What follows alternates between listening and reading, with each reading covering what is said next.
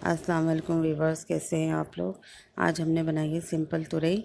तो तुरई मैंने लिए आधा किलो, इसको बारीक काट लिया। इसमें हल्दी जाएगी 1 चम्मच, नमक हस्बे ज़रूरत है। प्याज बारीक कटी हुई 2 अदद बड़ी साइज़ के ले लिए गए। 10 से 12 अदद हरी मिर्च जाएंगी और तेल जाएगा इसमें फ्राई के लिए, क्योंकि ये सिंपल हरी मिर्च की बनती है। तो चलिए हम इसको बनाना स्टार्ट करते हैं। तो मैंने तेल गरम कर लिया है।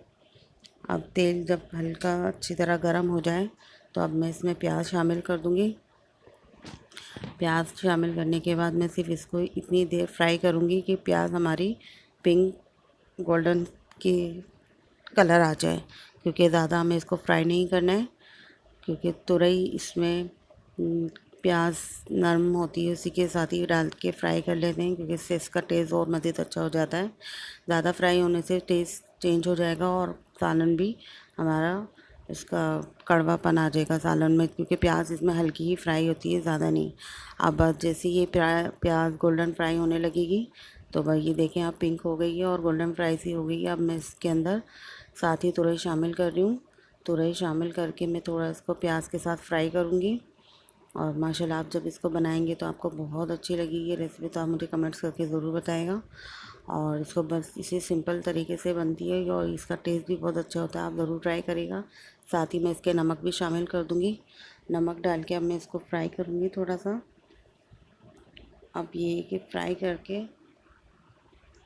इसको मिक्स अच्छी तरह कर लेंगे, ताकि हमारी तुरई प्याज और नमक अच्छी तरह मिक्स हो जाए। अब मैं इसमें थोड़ा ही पानी शामिल करूँगी, क्योंकि तुरई भी अपना पानी छोड़ती है। तो बस ये कि कम पानी के साथ हल्की आंच पे ये बनने वाली सब्ज़ी है। तो इसी में साथ ही मैंने बारीक हरी मिर्ची भी काट के डाल दी है। अब साथ ही इसमें हल्दी भी जाएगी। इसको मैं डालने के बाद दोनों को मिक्स करके इतना पकाऊंगी कि हमारी तुरई और पानी अच्छी तरह मिक्स हो जाए और खुश्क हो जाए। तो बस अब मैंने इसको रख दिया। अब देखें मैंने, अब हमारी तुरई ने पानी की देखें, मैंने थोड़ा ही पानी शामिल किया था तो पानी तुरई का भी निकला तो कितना हो गया है। अब मैंने भून लिया है इसको। अब मैं इसको इतना भूनूंगी कि हमारी तुरई और तेल अलग होने लग जाए। तो तुरई का मसाला हमारा बिल्कुल रेडी है। और माशाल्लाह से आप इसको ट्राई करेगा, मुझे कमेंट्स करके ज़रूर, मेरे चैनल को सब्सक्राइब और लाइक ज़रूर करेगा। और मेरी रेसिपीज़ आपको कैसी लग रही है आप ज़रूर बताएगा।